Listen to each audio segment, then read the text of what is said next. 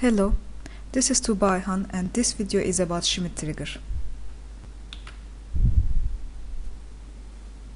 A Schmitt trigger is a circuit whose voltage transfer characteristic exhibits hysteresis in which the forward characteristics are different from the reverse behavior. Here you can see the symbol of an inverting Schmitt trigger. When the input voltage is increased from 0 to VDD, the transition takes place at the forward switching voltage V+. When the input voltage is initially at VDD and it is decreased towards 0 volt, then the transition is defined by the reverse switching voltage V-.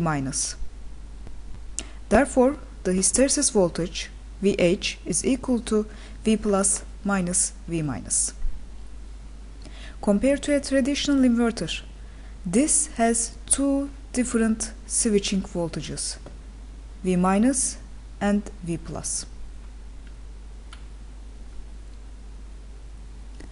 Although the input voltage Vin exhibits small variations in its slope, as in this example here, the circuit in the Schmitt trigger resists switching output levels.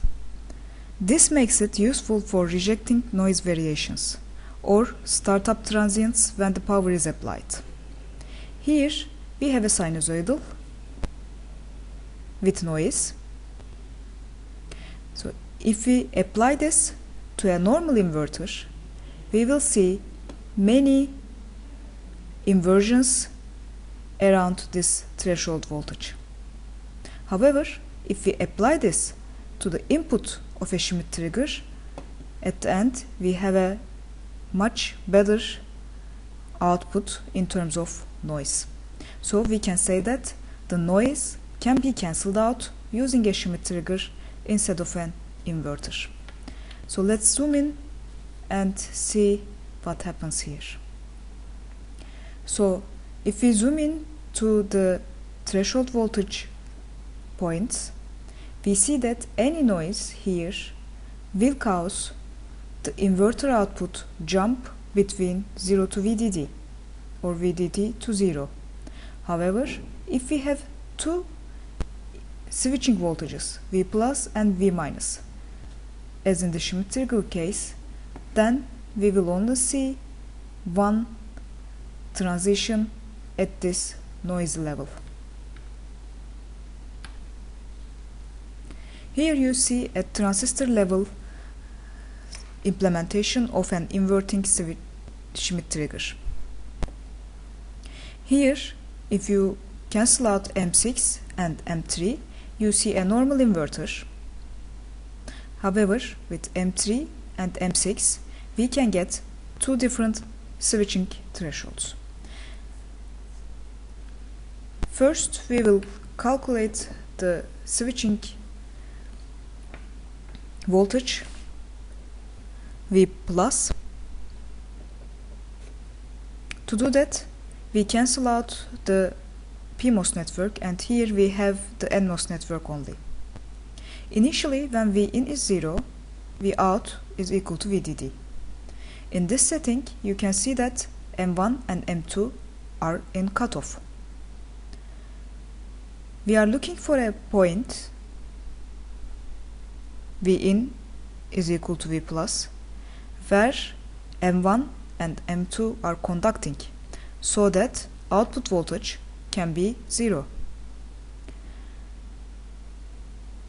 So if we slowly increase Vin, first M1 turns on when Vin is greater than the threshold voltage of this M1 transistor, VT0 of NMOS1.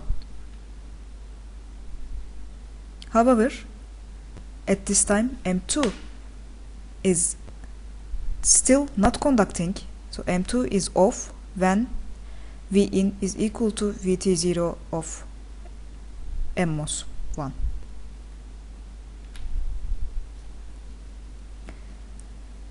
So in this interval, when V in is greater than Vt0 of the first NMOS, but smaller than V plus, which we are looking for, M1 is on, but M2 is off. So when M2 is off, you can see that M1 is a pull-down device. So it tries to pull down this Vx voltage here. On the other hand, M3 with these settings is always conducting. So M3 is a controlled feedback device between VDD here and the output Vx.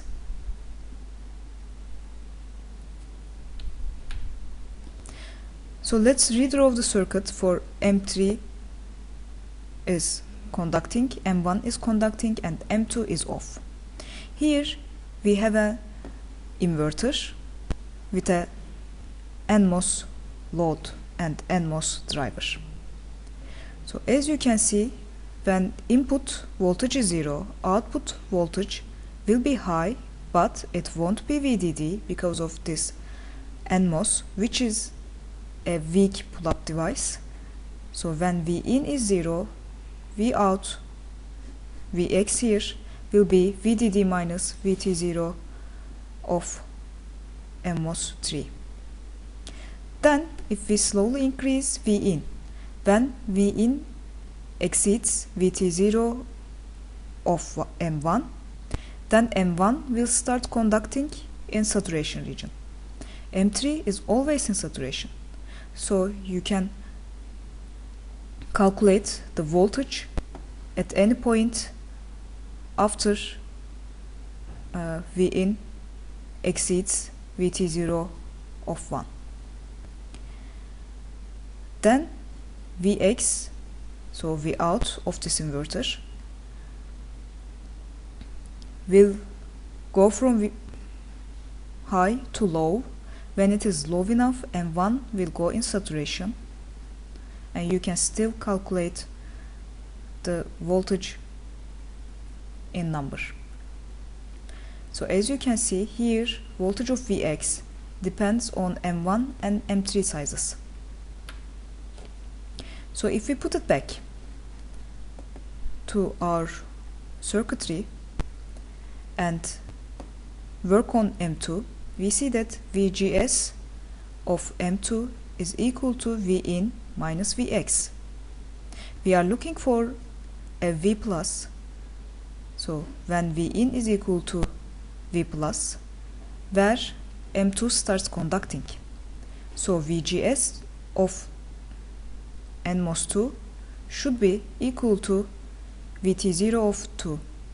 Then Vx will be V plus will be equal to Vx plus Vt0 of 2. We have found Vx in the previous slide, so we can do the calculations to solve for V plus. As you can see, it is a function of M1 and M3 sizes and Vt0 of the second NMOS. A similar analysis can be done for V minus.